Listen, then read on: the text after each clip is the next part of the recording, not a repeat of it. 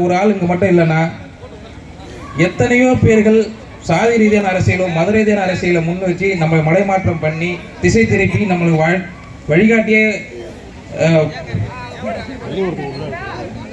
நம்ம திசை திருப்பி நம்ம பிள்ளைங்க கல்வி வளர்ச்சிக்கும் தொழில் வளர்ச்சிக்கும் முன்னேற விடாம எத்தனையோ மாற்றங்களை கொண்டு வந்து வீணடிச்சிருப்பாங்க.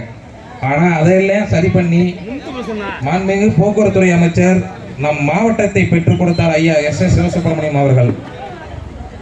நம்ம அரியலூர் மாவட்டத்தை பெற்றுக் கொடுத்ததால தான் நம்ம இன்றைக்கு ஒரு மக்களுடைய கோரிக்கையா இருக்கட்டும், மக்களோட அடிப்படை தேவைகள் இருக்கட்டும், அனைத்தையுமே எளிதாக பெற முடிகிறது. இதற்கெல்லாம் விழிவெளி யாருன்னா மாண்புமிகு போக்குவரத்துறை அமைச்சர் அவர்களின் தந்தையார் ஐயா எஸ்.எஸ்.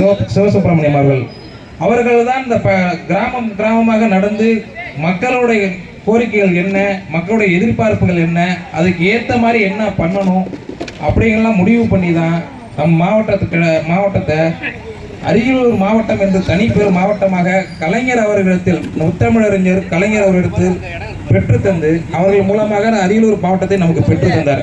அதனால தான் நம்ம ஒரு இன்னைக்கு மாவட்ட ஆட்சியர் அணுகுவதாக இருக்கட்டும், ஒரு காவல்துறை சார்ந்த ஒரு விஷயங்கள் அணுகுவதாக இருக்கட்டும், எதையும் நம்ம எளிமையாக பெறத்துக்கு ஒரு மாவட்ட வேலைவாய்ப்பு முகாம் அணுகி படித்த பிள்ளைகள் வேலைவாய்ப்பு முகாம் மூலமாக வேலை பயிற்சி பெறத்துக்கும் நமக்கு அடித்தளமிட்டு கொடுத்தவர் மாண்புமிகு சிவசுப்பிரமணியம் அவர்கள். அதை அம்மையார் ஜெயலலிதா அவர்கள் மீண்டும் அரியலூர் மாவட்டத்தை பெரம்பலூர் மாவட்டத்தோடு இணைத்து விட்டார்கள். நமக்கு எவ்வளோ பெரிய இழப்பு பார்த்துங்க. இதில் நம்ம திரும்ப இங்கே அரியலூர் மாவட்டத்தில் ஒரு கோரிக்கையை வைக்கிறதுக்கு கலெக்டர் நமக்கு கிடைச்சிருந்தாங்க. ஆனால் என்ன பண்ண அந்த அம்மையார் இந்த மாவட்டத்தை ஒரு சமூக பெருமக்கள் மட்டும் பயன்படுத்தக்கூடாது, இந்த சமூகத்தில் யாரும் முன்னேறக்கூடாது ஒரே நோக்கத்துக்காக இந்த மாவட்டத்தை வீணடிச்சாங்க. மறுபடியும் கொண்டு போய் நம்மளை பெரம்பலூர்ல சேர்த்தாங்க. அதனால என்ன, ஒரு விஷயத்தை நம்ம கேட்க போறோம்னா கிடைக்காது.